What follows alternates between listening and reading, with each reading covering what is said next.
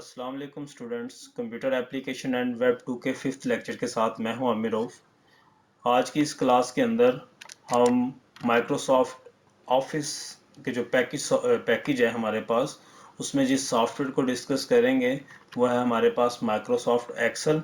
Microsoft Excel basically एक spreadsheet application software है जो हमें ये फीचर प्रोवाइड करता है कि हम इसको यूज़ करते हुए अपने डाटा के ऊपर कैलकुलेशन कर सकें, डाटा के ऊपर अपने मैथमेटिकल ऑपरेशंस को परफॉर्म कर सकें।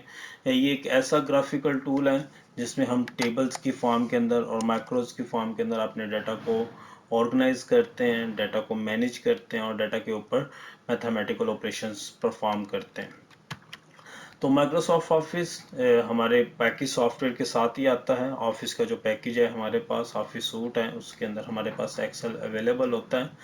तो इसमें जितना भी डाटा हम इसके अंदर एंटर करते हैं उसको हम रोज एंड कॉलम की फॉर्म के अंदर ऑर्गेनाइज करते हैं। बेसिकली स्प्रेडशीट हमारा कम्बिनेशन है रोज एंड कॉलम का, और जितने भी मैथमेटिकल ऑपरेशन है, चाहे वो बेसिक ऑपरेशन हो, प्लस माइनस मल्टीप्लिकेशन, या हमारे पास कम्प्लेक्स अर्थमेटिक ऑपरेशन हो, कंडीशनल ऑपरेटर्स यूज़ करते हुए भी हम इसके ऊपर प्री डिफाइंड फंक्शंस को यूज़ करते हुए और फार्मूलाज को यूज़ करते हुए भी डाटा के ऊपर कैलकुलेशन कर सकते हैं। तो आज के इस लेक्चर के अंदर हम इसी चीज़ पे फोकस करेंगे कि एक्सेल की शीट को हम कैसे क्रिएट और एडिट कर सकते हैं और किस तरह उसके ऊपर हम डाटा को एंटर कर सकते हैं, कैसे हम उसके अंदर फार्मूलाज यूज़ कर सकते हैं, कैसे हम उसके अंदर फार्मूलाज यूज़ कर सकते हैं, डाटा को ऑर्गेनाइज कैसे करते हैं, डाटा की एंट्री कैसे करते हैं। तो ये सारी चीज़ें इंशाल्लाह हम प्रैक्टिकली आज की क्लास के अंदर सीखेंगे। तो मोस्टली एमएस ऑफिस को जब हम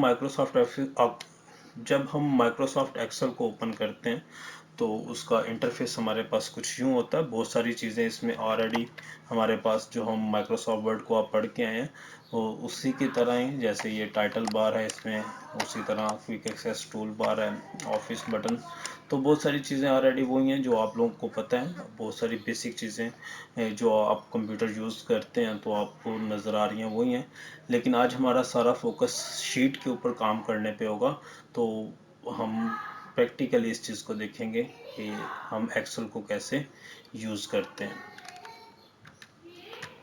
तो एक्सेल को यूज़ किया जाता है चार्ट्स बनाने के लिए। हम अपने डाटा की ग्राफिकल रिप्रेजेंटेशन कर सकते हैं एक्सेल को यूज़ करते हुए। कंडीशनल फॉर्मेटिंग कर सकते हैं, यानी हम किसी कंडीशन के बेस के ऊपर अपने डाटा को एक्सट्रैक्ट कर सकते हैं। जिस तरह की रिक्वायरमेंट हो हम वैसा डाटा अपने डाटा से निकाल सकते हैं और अपने जो इन्फॉर्मेशन हासिल कर सकते हैं अपने डाटा पे। और इन्फॉर्मेशन किसी भी ऑर्गेनाइजेशन के लिए इम्पोर्टेंट होती है क्योंकि इसी की बेस के ऊपर उन्हें डिसीजन मेकिंग होती है। तो डाटा कैसे काम करता है, इसके साथ कैसे वर्किंग करते हैं, आइए आज की क्लास के अंदर इसे प्रैक्टिकली करके देखते हैं।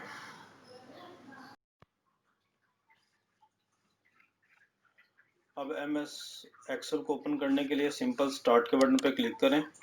ऑल प्रोग्राम के अंदर हमारे पास एमएस ऑफिस का पैकेज है, उसके अंदर ही हमारे पास एक्सेल एप्लीकेशन मौजूद है।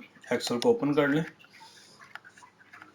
तो सबसे पहला व्यू हमारे पास नज़र आएगा, उसमें ये प्री डिफाइंड टेम्पलेट्स हैं जिनको यूज़ करते हुए हम अपनी एक्सेल की शीट्स बना सकते हैं। लेकिन हम ब्लैंक डॉक्यूमेंट से स्टार्ट करेंगे, तो सिंपल आप ब्लैंक डॉक्यूमेंट क्रिएट कर लें। तो जो सबसे पहला व्यू है जो हमारे पास एमएस एक्सेल का इंटरफेस आएगा, अगर आप एमएस वर्ड को पहले पढ़ के आए हैं तो ये बिल्कुल उससे कुछ मिलता जुलता है। एमएस एक्सेल का जो इंटरफेस है ये बिल्कुल हमारे वर्ड की तरह कुछ मिलता जुलता है। टॉप के ऊपर हमारे पास टाइटल बार है, हमारे पास उसी तरह मेन्यू का बटन है, हमारे पास ये क्विक एक्सेस टूल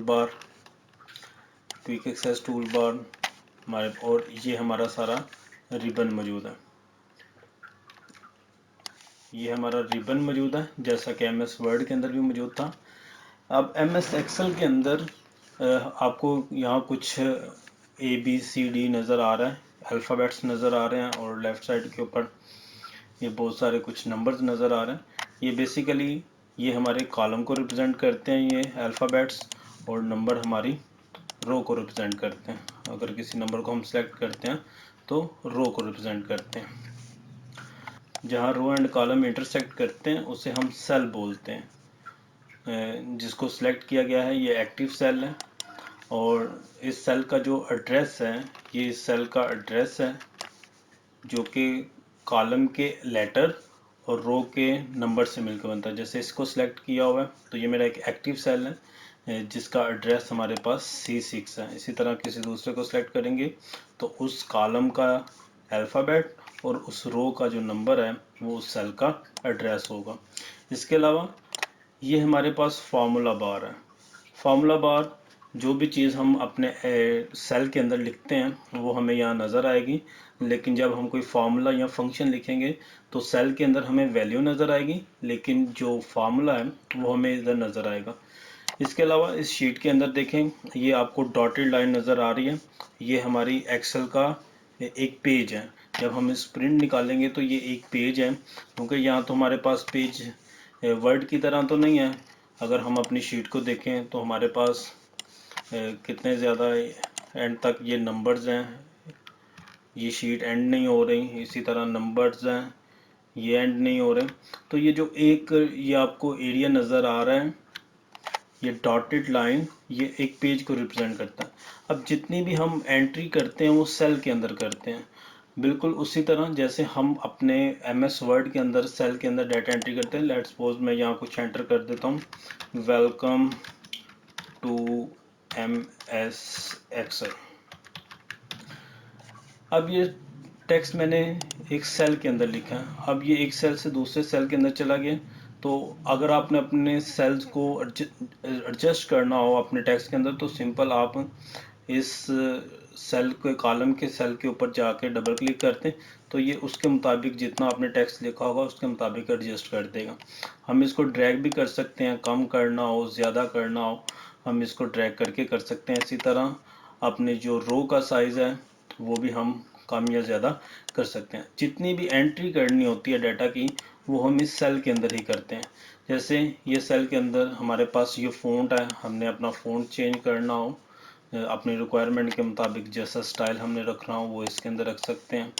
उसी तरह हम अपने फ़ॉन्ट का साइज़ इंक्रीज़ कर सकते हैं। ये हमारे पास इंक्रीज़ और डिक्रीज़ का बटन है, जहाँ हम सेल के साइज़ को, टेक्स्ट के साइज़ को इंक्रीज़ कर सकते हैं, डिक्रीज़ कर सकते हैं।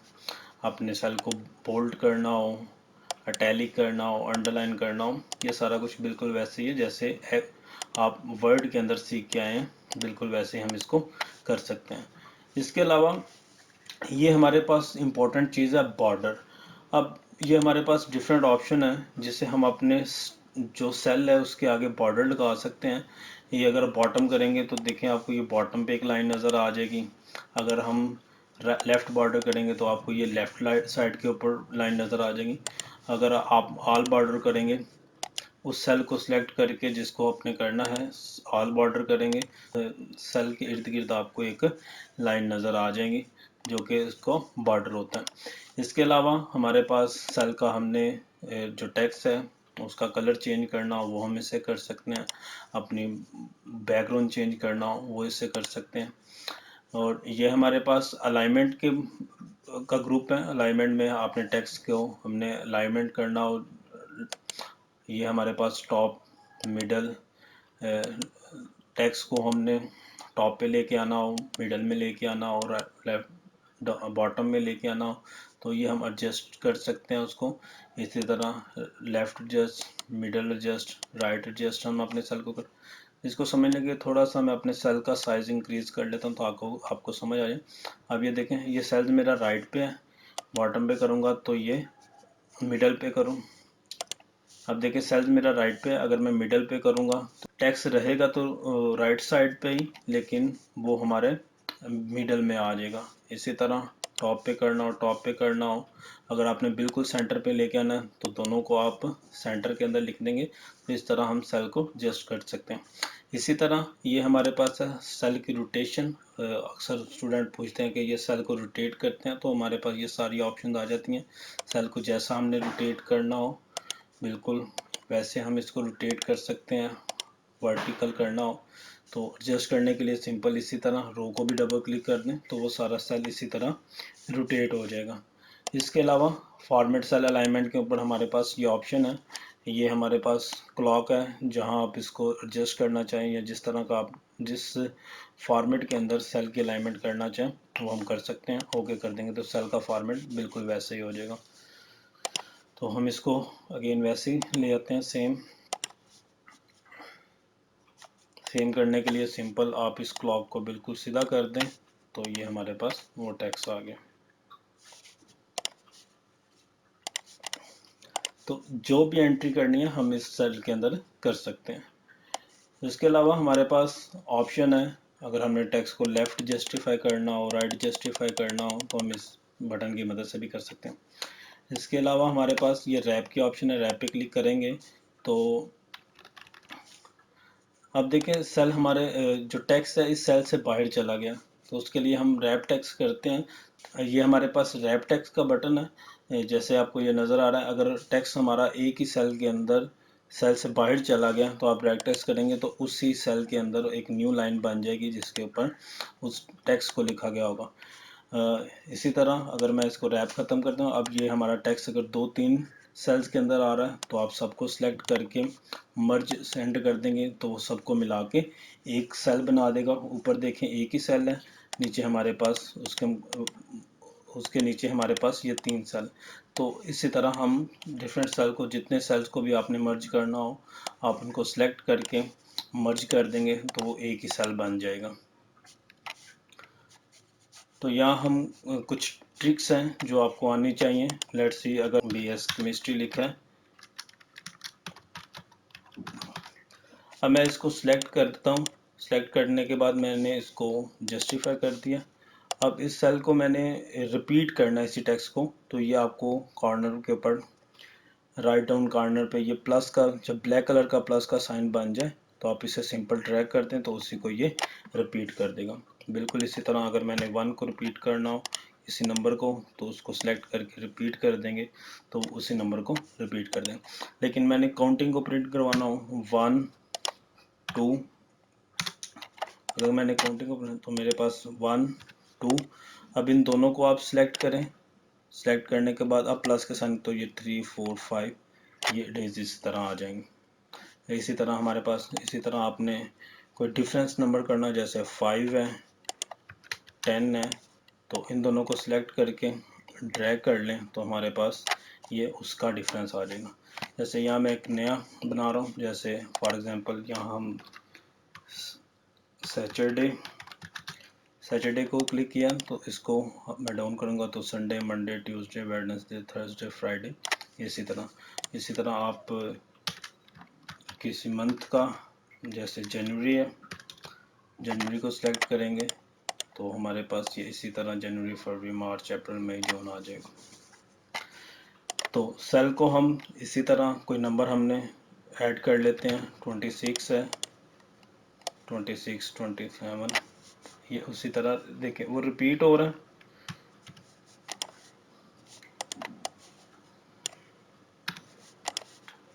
ऐसे यहाँ में 25 लिखा है, 25 26, तो हम इन दोनों को सिलेक्ट करते हैं। सिलेक्ट करने के बाद ड्रैग करते हैं तो ये हमारे पास आ जाएगा 26 20। इसी तरह 20, इसको रिपीट कर रहा हूँ मैं, आप इसको ऐसे रिपीट कर सकते हैं। ये कॉलम पे भी हम इम्प्लीमेंट कर सकते हैं और रो पे भी इम्प्लीमेंट कर सकते हैं।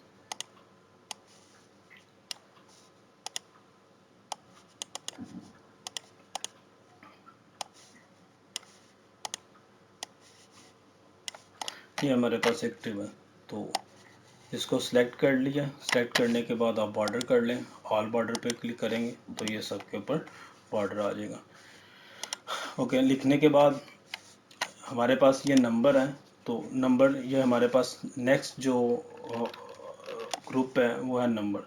ये नंबर बताता है कि किस, ये अब 25 लिखा हुआ है, हमें नहीं पता ये नंबर है, हमें नहीं पता ये परसेंटेज है।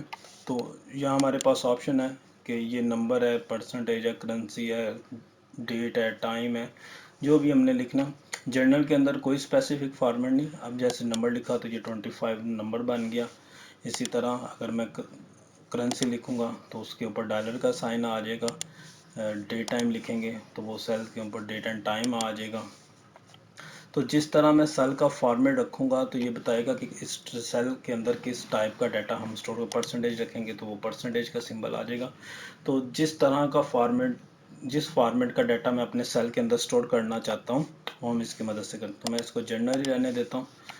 तो ये हमारे पास सेल के ऊपर, अगर आप लिखने के बाद, जैसे ये मैंने लिखा है, तो अगर लिखने के बाद हम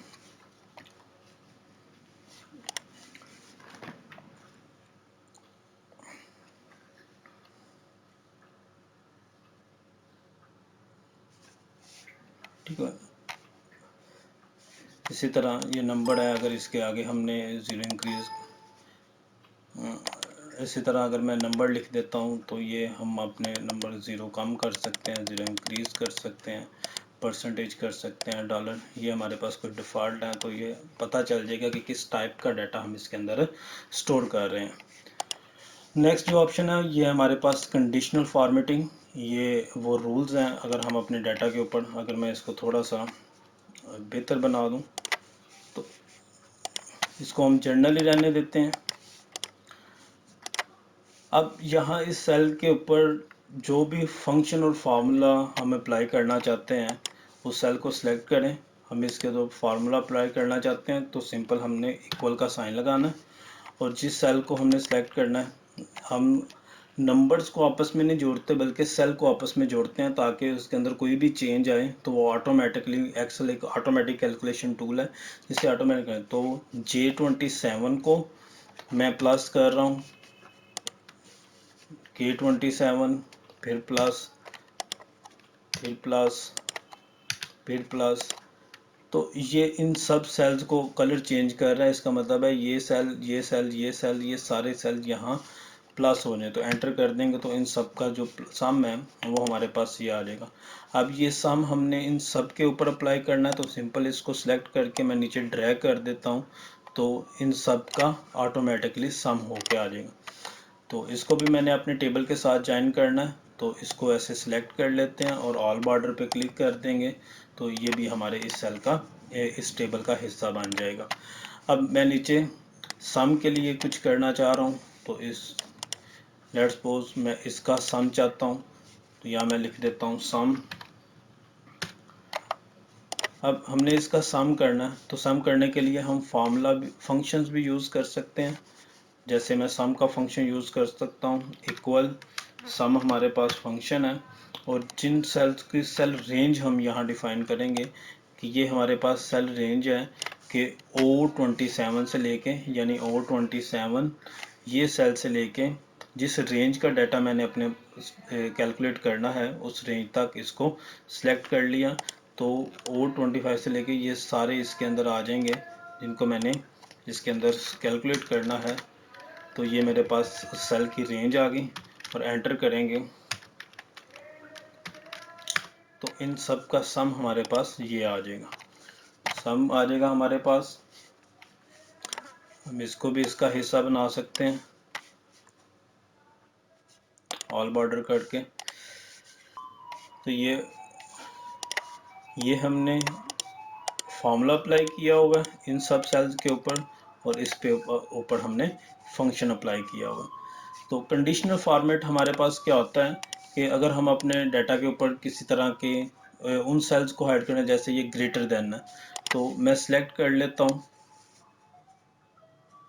जिन सेल्स के अंदर मैंने डाटा को, जिस सेल से हमने डाटा को फॉर्मेट करना हो, मींस के जिस सेल से हमने डाटा को एक्सट्रैक्ट करना हो, रिक्वायर्ड डाटा हमने हासिल करना हो, तो ये कंडीशन फॉर्मेट के बटन से हम कर सकते हैं। जैसे उन ग्रेटर देन के बटन पे क्लिक करेंगे तो जिन, यहाँ 28 है तो 28 से ग्रेटर जितने भी होंगे वो सारे यहाँ हमारे पास हाईलाइट हो जाएंगे। लेट्स सी, मैं अगर 20 मैं कर दूँ यहाँ 30, ये लेट्स सपोज यहाँ मैं कर देता हूँ ग्रेटर देन 29, तो हमारे पास 29 से जो ग्रेटर हैं वो सारे हाईलाइट हो गए। ठीक हो गया, इसको हम रेड कर देते हैं। इसी तरह कंडीशनल फॉर्मेट के अंदर लेस देन, अगर मैं हाईलाइट कर दूं जी 27 से लेस देन है तो वो हाईलाइट हो जाए। सिंपल मुझे सिलेक्ट करना है सारे को सिलेक्ट करके, और अगर हमने फाइंड करना है लेस देन, तो अगर मैं 25 पे क्लिक कर दूंगा तो लेस देन 25 हमारे पास कोई भी नहीं, तो यहाँ कोई भी हाईलाइट नहीं हुआ। सारे को सिलेक्ट कर लें अगेन, और अगर मैं लेस देन 25 लेट्स सपोज मैं कहता हूँ लेस देन 27, तो हमारे पास लेस, तो हमारे पास ये सेल। अब सेल को हम इस डाटा को कॉपी करने के लिए, अब जो हमने इसे कॉपी करना है, हम इसका थोड़ा सा स्ट्रक्चर चेंज कर लेते हैं। लेट्स सी, इसकी बैकग्राउंड मैंने थोड़ी डिफरेंट कर दी, और अब इसको कॉपी करना है तो सिंपल हम कंट्रोल सी करते हैं। जहाँ हमने कॉपी करेंगे कंट्रोल वी करेंगे तो ये एज इट वैसा ही कॉपी हो जाएगा। वही फार्मूले लगे हुए हैं, जैसे यहाँ फार्मूले लगे हुए थे, वही फंक्शन लगा हुआ है जैसे यहाँ लगा हुआ था। जो भी हमने इसके ऊपर फॉर्मेटिंग स्टाइल अप्लाई किए हैं वो भी सारे कॉपी हो जाएंगे। तो हमारे पास यहाँ एक ऑप्शन है, जैसे एक नई जगह पे हम करते हैं, इसको सिलेक्ट करके रिमूव कर देते हैं।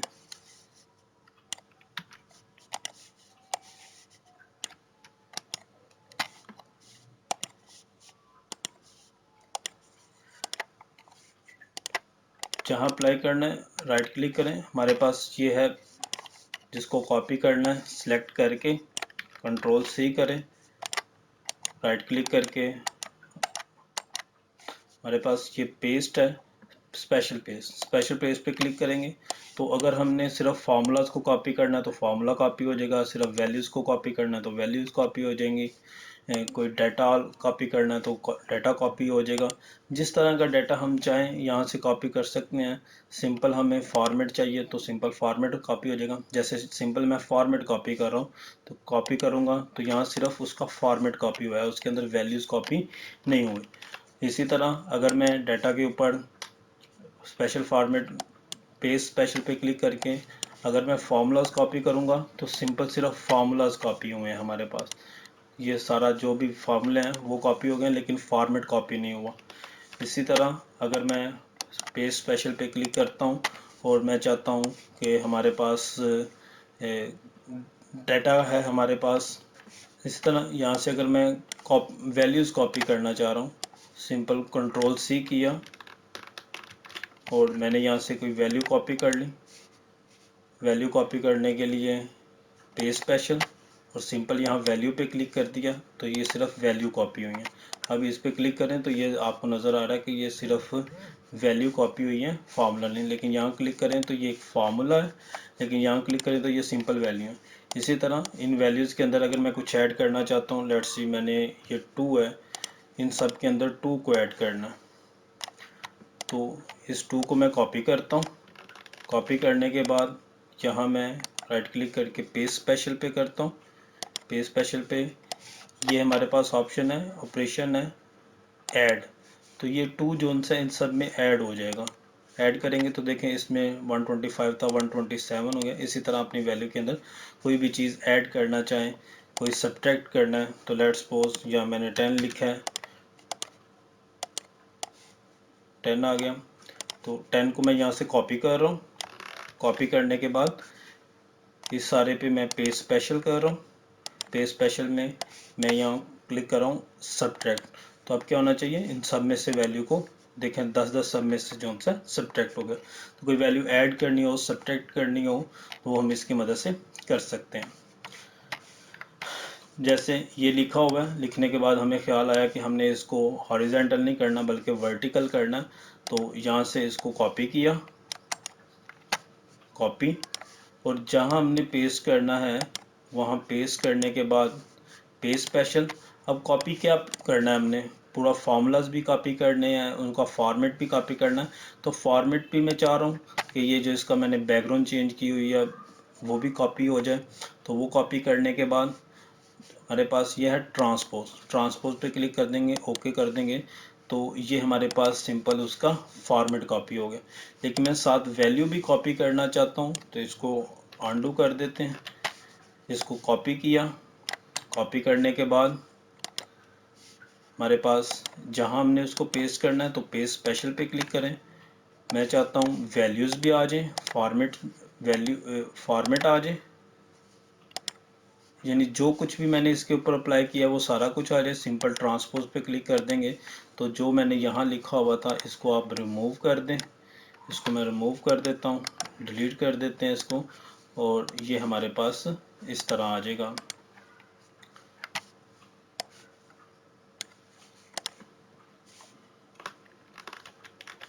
तो हम इसको इस तरह एडजस्ट कर सकते हैं। तो ये कंडीशनल फॉर्मेट है, अगर हमने डाटा के ऊपर किसी चीज़ को फॉर्मेट करना हो तो हम इसकी मदद से कर सकते हैं। इसी तरह हमारे पास ये ऑप्शंस हैं जिनसे हम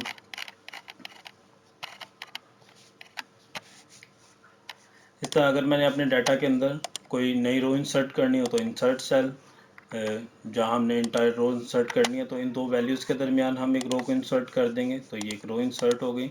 इसी तरह कॉलम के दरमियान हमने कोई कॉलम इंसर्ट करना है तो हम इंसर्ट कॉलम कर सकते हैं, कॉलम इंसर्ट हो जाएगा। इसी तरह किसी कॉलम को डिलीट करना है तो सिंपल सेलेक्ट करके ये हमारे पास डिलीट है, डिलीट हो जाएगा। किसी रो को डिलीट करना है तो हम इस यहाँ से रो को डिलीट कर सकते हैं। ऑटो सम का बटन है, मैं चाहता हूँ कि इन सब का सम मुझे यहाँ मिल जाए तो मैं इस सेल को सिलेक्ट करता हूँ और इन सब को सिलेक्ट करने के बाद यहाँ सिलेक्ट करेंगे, ऑटो सम का बटन है, और ये हमारे पास एरिया सिलेक्ट है, जिसको सिलेक्ट करेंगे तो एंटर कर देंगे तो इन सब का सम हमारे पास आ जाएगा।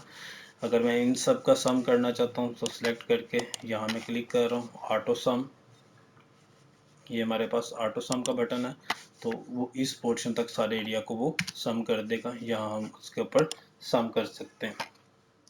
हम कोई भी टेबल बनाते हैं, लेट्स सपोज हमने roll number, name, father name,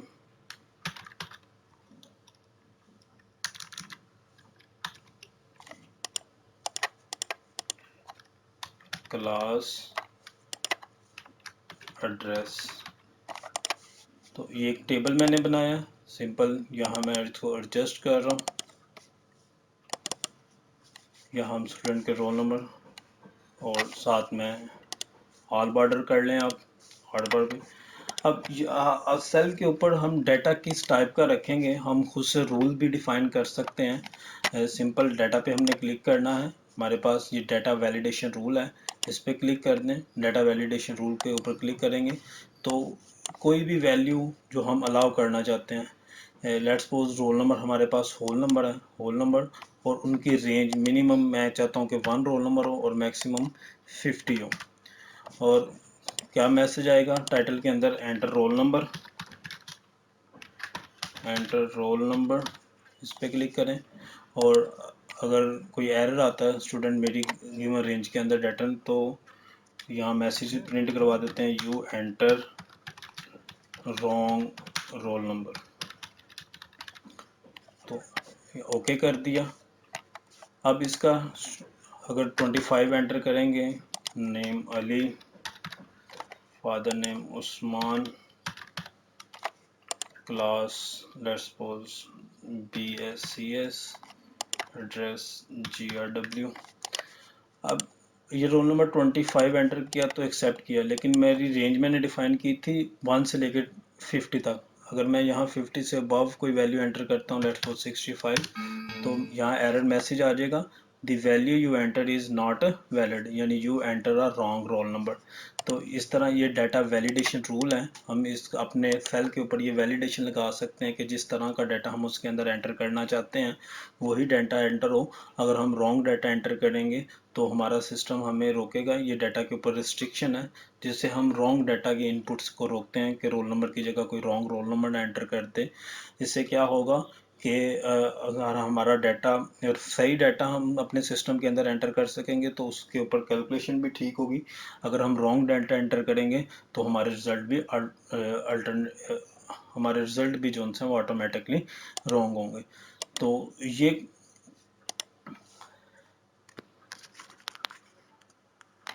अब जो भी डाटा हमने एंटर किया हुआ है हम इसके ऊपर फ़िल्टर अप्लाई कर सकते हैं। सिलेक्ट करके सिंपल हमने ये फ़िल्टर को सिलेक्ट करना है। अब हर सेल के ऊपर फिल्टर आ गया। अब फिल्टर के अंदर जिस तरह का डाटा आप चाहें उससे हासिल कर सकते हैं। जैसे मैं इसको रेंज, ये हमारे पास 26 27 अरेंज्ड है, हम इसको सॉर्ट कर सकते हैं लार्जेस्ट से स्मॉलेस्ट की तरफ है, तो उल्ट सारे डाटा को अरेंज कर लिया। अगर मैं चाह रहा हूँ कि नेम वाइज सॉर्ट कर लूँ ऑरिजन, तो नेम पहले ए वाले सारे आ जाएंगे, फिर बी वाले सारे आ जाएंगे, तो चेंज कर सकता हूँ। मैं चाहता हूँ सिंपल सिर्फ बी एस सी एस का डाटा मैं हासिल करना चाहता हूँ, तो ओके कर देंगे, तो सिंपल सिर्फ मेरे पास बी एस सी एस का डाटा आ जाएगा। अगर मैं चाहता हूँ सिर्फ बी एस जोलॉजी का डाटा आ जाए, तो मेरे पास सिर्फ बी एस जोलॉजी का डाटा आ जाएगा। तो ये फ़िल्टर की मदद से हम अपने डाटा को फ़िल्टर कर सकते हैं, जिस तरह का रिक्वायर्ड डाटा हो हम अपने डाटा से एक्सट्रैक्ट कर सकते हैं। ये हम सारी फॉर्मेटिंग एम एस एक्सेल के अंदर की जा सकती है। तो ये सारी बेसिक चीज़ें थी, मीन्स इस कोर्स जो हमारा टॉपिक का आज का जो टॉपिक था, उसका मकसद सिर्फ आपको वो बिगनर्स जिन्होंने कभी एक्सेल को यूज़ नहीं किया वो इसको यूज़ कर सकें, वो इसके साथ वर्किंग कर सकें। जो इम्पोर्टेंट दूसरी चीज़ है, हमने अपनी शीट के अंदर किसी किस्म का कोई डाटा इंसर्ट करना हो तो सिंपल हमने कोई पिक्चर इंसर्ट की, ये सारी वो चीज़ें हैं जो ऑलरेडी आप एम एस वर्ड के अंदर सीख के हैं, वो सारी चीज़ें हम इंसर्ट टैब के अंदर यूज़ कर सकते हैं। यहाँ जो इम्पोर्टेंट चीज़ है वो हमारे पास टेबल लेआउट है। टेबल का जो यहाँ हमारे पास टेबल का फॉर्मेट है, जैसे मैंने आपको बताया कि ये डॉटेड लाइनें आपको बता रही हैं इस टेबल का फॉर्मेट कैसा होगा। इसके अंदर क्योंकि पेजेस तो हमें नज़र नहीं आ रहे, तो ये डॉटेड लाइनें बता रही हैं। अब इसका प्रिंट निकालना होता है, क्योंकि एम एस वर्ड के अंदर प्रिंट निकालना तो बड़ा सिंपल है कि हमारे पास पेजेस होते हैं, लेकिन यहाँ प्रिंट निकालना थोड़ा मुश्किल है। तो जिस एरिया का हमने प्रिंट करना हो उसको सिलेक्ट करते हैं। हमारे पास ये पेज डॉट के अंदर प्रिंट एरिया, तो सेट प्रिंट एरिया। तो हम यहाँ मेरे पास डिफरेंट व्यूज़ हैं जो बताएंगे कि ये प्रिंट एरिया क्या है। जैसे ये पेज व्यू है, ये एक व्यू को रिप्रेजेंट कर रहा है, एक पेज को रिप्रेजेंट कर रहे हैं। तो ये हमारे पास प्रिंट एरिया है, तो ये पेज नंबर, तो सिंपल यही हमारा ये, अगर मैं इसको प्रिंट करूँ तो प्रिंट व्यू के अंदर ये आ जाएगा कि ये सिंपल जो एरिया हम प्रिंट करना चाह रहे हैं टेबल के अंदर, हम उसको प्रिंट कर सकते हैं। तो नॉर्मल आ जाते हैं अपनी शीट के ऊपर। हम अपनी शीट के ऊपर फार्मूलाज लगा सकते हैं, बहुत pre defined built in formula मौजूद है, हम उनको यूज़ कर सकते हैं। डाटा को इसके अंदर हमने इंसर्ट करना चाहे अपनी डाटा शीट के अंदर तो वो इंसर्ट किया जा सकता है। हमारे व्यूज़ हैं, हम उनको देख सकते हैं। मेन चीज़ ये बेसिक चीज़ें थी जो आपको एम एस एक्सेल के अंदर पता होनी चाहिए, ताकि आप अपने डाटा इंसर्ट कर सकें और डाटा के ऊपर ऑपरेशन परफॉर्म कर सकें। अपना बहुत सारा ख्याल रखिएगा। अल्लाह हाफिज़।